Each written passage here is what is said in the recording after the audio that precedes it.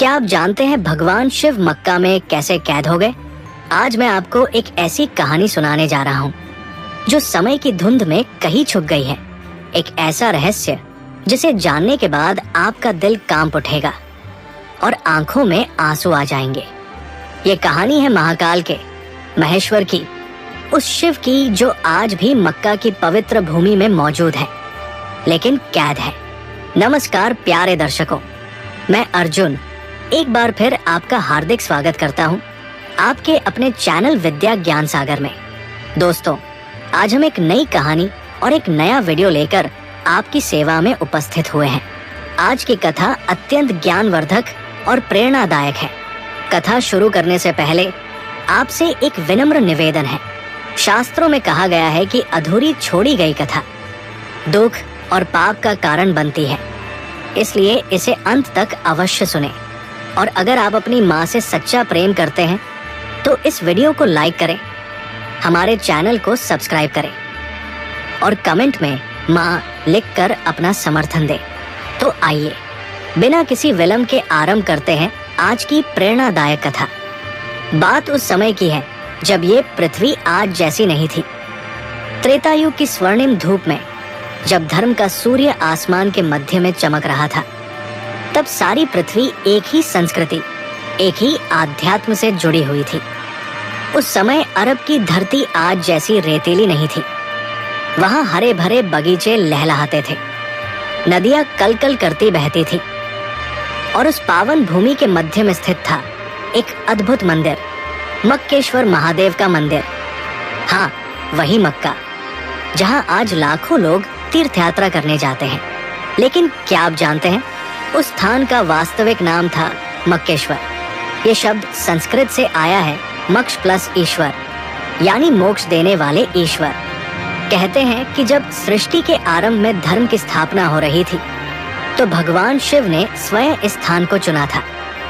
यहाँ उन्होंने एक स्वयंभू शिवलिंग की स्थापना की थी।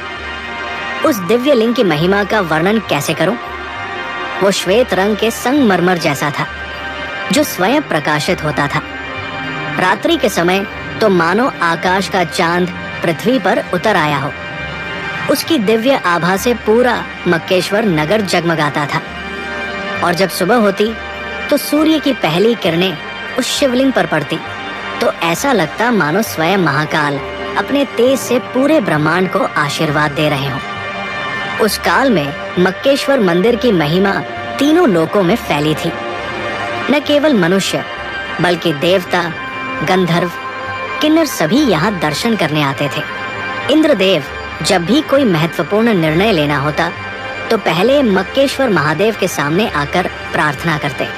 ब्रह्मा जी भी जब सृष्टि की रचना में कोई संशय होता तो यही आकर महाकाल से मार्गदर्शन मांगते।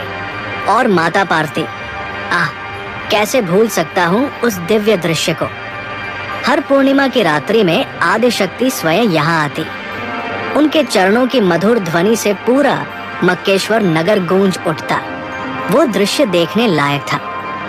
चांदी जैसे उजले वस्त्र पहने, अपने माथे पर चंदन का तिलक लगाए, हाथों में रुद्राक्ष की माला लिए माता पार्वती शिवजी की परिक्रमा करती और तब पूरा मंदिर दिव्य संगीत से भर जाता। जी हाँ, उस समय अरब में रहने वाले लोग शिव भक्त थे। उनकी भाषा में भी संस्कृत के शब्द मिले हुए थे। वे अल्लाह कहते थे, जो अलख शब्द से बना था। अलख निरंजन यानी जो दिखाई न दे। वे 5 समय की पूजा करते थे।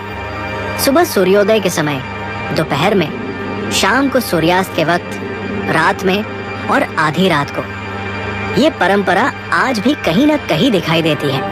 नहीं, उनकी औरतें माथे पर तिलक लगाती, गले में रुद्राक्ष पहनती, पुरुष जटा रखते, भस्म लगाते और सबसे बड़ी बात, वे सभी रोज मक्केश्वर महादेव के दर्शन करने जाते।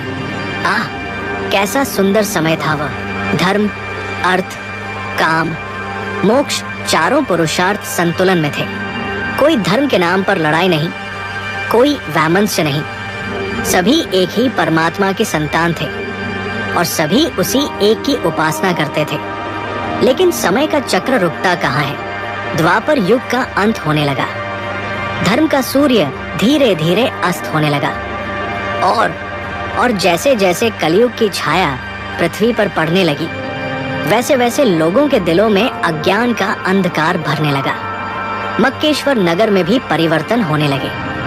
जो लोग पहले प्रेम से शिव की उपासना करते थे, वे अब संस्कारों का वास्तविक अर्थ भूलने लगे। वे केवल बाहरी क्रियाकलापों में उलझ गए। और तब आई वो काली रात्रि। कलयुग के प्रभाव से प्रभावित होकर कुछ लोगों के मन में एक विकृत विचार आया। उन्होंने सोचा कि अगर वे इस दिव्य शिवलिंग को छुपा दें, तो केवल वे ही इसकी शक्ति के अधिकारी बन जाएंगे। हाय रे मानव की मूर्खता! क्या वे नहीं जानते थे कि महाकाल को कैद नहीं किया जा सकता? क्या वे भूल गए थे कि शिव तो सर्वव्यापी है? सुनिए, अब मैं आपको उस रात्रि की कहानी सुनाता हूँ, जिसे याद करके आज भी मेरा हृदय काम जाता है। अमावस्या की वो काली रात थी। तारे भी मानो छुप गए थे डर के मारे। हवा भी नहीं चल रही थी, मानो प्रकृति ही सांस रोककर बैठी हो। मक्केश्वर मंदिर में शिवलिंग अपनी दिव्य आभा से चमक रहा था, लेकिन उस रात वहां कोई भक्त नहीं आया, क्योंकि कुछ स्वार्थी लोगों ने एक षड्यंत्र रचा था। वे चुपके से मंदिर में घुसे। उनके हाथों में बड़े बड़े पत्थर थे और उन्होंने उस पवित्र शिवलिंग के चारों ओर एक काला कक्ष बना दिया। जब पहला पत्थर शिवलिंग के सामने रखा गया, तो पूरी पृथ्वी कांप उठी। जब दूसरा पत्थर रखा गया, तो आकाश में बादल गरजे। और जब तीसरा पत्थर रखा गया, तो देवताओं के आंसू बारिश बनकर बरसे। लेकिन वे अज्ञानी लोग समझ नहीं सके।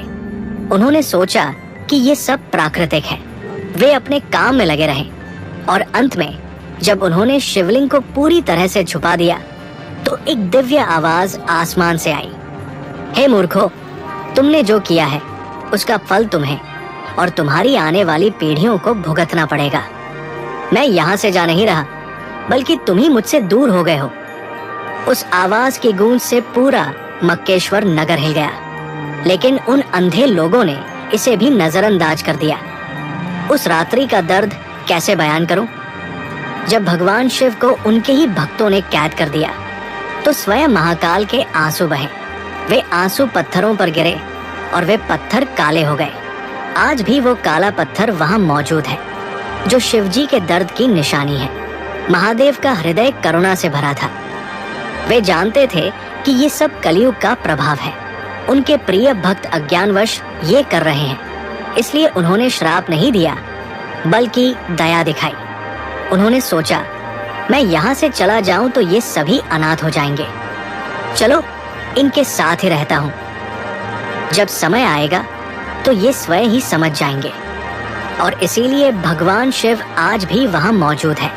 कैद नहीं, बल्कि अपनी संतानों के लिए इंतजार कर रहे हैं। जब माता पार्वती को ये पता चला कि उनके प्राण प्रिय को कैद कर दिया गया है, तो आदिशक्ति का हृदय टूट गया। वे रो रो कर कहने लगी, हे नाथ, आपने तो कहा था कि आपके भक्त आपसे प्रेम करते हैं, फिर ये क्या हुआ? क्यों छुपा दिया उन्होंने आपको? शिवजी ने बड़े धैर्य से कहा, हे गौरी, ये कलयुग का प्रभाव है। मेरे भक्त अज्ञानवश ये कर रहे हैं। मैं उनसे रूठूंगा नहीं, बल्कि उनका इंतजार करूंगा। लेकिन माता पार्वती का दर्द कम नहीं हुआ। वे बोली, तो क्या अब मैं आपके दर्शन नहीं कर सकूंगी? महादेव ने मुस्कुराते हुए कहा, दर्शन तो तुम रोज करोगी प्रिय, लेकिन अब वो प्रकट रूप से नहीं, बल्कि गुप्त रूप से होगा। जब भी कोई सच्चे मन से मेरा स्मरण करेगा, तो मैं उसके सामने प्रकट हो जाऊंगा। और तब से माता पार्वती भी गुप्त रूप से वहां आती रही। आज भी जब कोई सच्चे दिल से वहां प्रार्थना करता है, तो आदिशक्ति की उपस्थिति महसूस होती है। धीरे धीरे समय बीतता गया। जिन लोगों ने शिवलिंग को छुपाया था, वे भी एक दिन इस संसार से चले गए। उनकी आने वाली पीढ़ियां भूल गई कि वास्तव में वहां क्या छुपा है। नई पीढ़ियों को केवल ये बताया गया कि ये एक पवित्र पत्थर है, जिसकी पूजा करनी चाहिए। लेकिन ये नहीं बताया गया कि ये पत्थर क्यों काला है और इसके अंदर क्या छुपा है। कलयुग के बढ़ते प्रभाव से ये स्थान मूल रूप से मक्केश्वर था। धीरे धीरे नाम बदलकर मक्का हो गया। संस्कृत के शब्द भूल गए और नई भाषा का जन्म हुआ। लेकिन कुछ बातें आज भी वैसी ही हैं। वहां जाने वाले लोग आज भी वैसे ही परिक्रमा करते हैं जैसे हजारों साल पहले शिव भक्त करते थे। वे आज भी उसी दिशा में प्रार्थना करते हैं। और सबसे बड़ी बात, जब वे उस काले पत्थर को छूते हैं तो उनके दिल में वही शांति मिलती है जो कभी शिव के दर्शन से मिलती थी। आज भी वहां ऐसे कई संकेत मिलते हैं जो बताते हैं कि ये स्थान वास्तव में शिव का है। वो काला पत्थर जिसे आज हजरे अस्वद कहते हैं, वो वास्तव में शिवजी के आंसुओं से काला हुआ था। और देखिए कि आज भी लोग उसे छूकर कैसी शांति महसूस करते हैं। वहां की परिक्रमा आज भी 7 बार की जाती है, ठीक वैसे ही जैसे शिव मंदिरों में की जाती है। क्या ये केवल संयोग है? और जब लोग वहां इकट्ठे होकर प्रार्थना करते हैं तो उनकी आवाज ऐसी गूंजती है मानो वे ओम का जाप कर रहे हों। यहाँ तक कि वहां पहनने वाले सफेद कपड़े भी वैसे ही हैं जैसे कभी शिव भक्त पहनते थे। कहते हैं कि जब गुरु नानक देव जी वहां गए तो उन्होंने उस सच्चाई को पहचान लिया था। वे जानते थे कि ये स्थान वास्तव में शिव का है, इसीलिए उन्होंने वहां अपने पैर एक विशेष दिशा में किए थे, जिससे ये संदेश दिया कि परमात्मा हर दिशा में है। जब लोगों ने उनसे पूछा कि आप ऐसा क्यों कर रहे हैं, तो उन्होंने कहा, परमात्मा तो हर दिशा में है, वो किसी एक स्थान पर कैद नहीं है। ये उनका संकेत था कि भगवान शिव वास्तव में वहां मौजूद है, लेकिन वे कैद नहीं है, वे सर्वव्यापी है। आज के युग में जब विज्ञान ने बहुत प्रगति कर ली है, तब भी कुछ रहस्य ऐसे हैं जो अनसुलझे हैं। वैज्ञानिकों ने पाया है कि वो काला पत्थर वास्तव में पृथ्वी का नहीं है, ये कहीं और से आया है। लेकिन ये कहीं और नहीं, ये तो उस समय का है जब देवता पृथ्वी पर विचरण करते थे। और जब उस पत्थर की जांच की गई तो पाया गया कि इसमें कुछ ऐसे तत्व हैं जो सामान्यतः पृथ्वी पर नहीं मिलते। ये भगवान शिव की दिव्यता का प्रमाण है। वह पत्थर उनके आंसुओं से बना है, इसलिए उसमें दिव्य शक्ति है। शास्त्रों में लिखा है कि एक दिन सच्चाई सामने आएगी। जब कलयुग का अंत होने लगेगा तो भगवान शिव फिर से प्रकट होंगे। उस दिन वो काला आवरण हट जाएगा और पूरी दुनिया देखेगी कि वहाँ वास्तव में मक्केश्वर महादेव का शिवलिंग है। और तब सभी धर्मों के लोग समझेंगे कि वे सभी उसी एक परमात्मा की पूजा कर रहे थे। केवल नाम अलग थे, लेकिन वास्तविकता एक ही थी।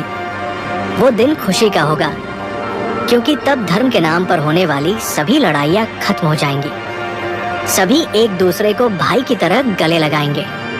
जानते हैं भगवान शिव आज भी वहां से क्या संदेश दे रहे हैं? वे कह रहे हैं, मेरे प्यारे बच्चों, मैं यहाँ तुम्हारे लिए ही तो हूँ। तुम मुझे किसी भी नाम से पुकारो, मैं सुनता हूँ। तुम मुझे कहीं भी खोजो, मैं मिल जाता हूँ।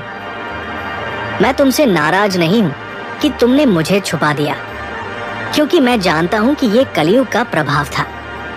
लेकिन अब समय आ गया है कि तुम सच को पहचानो।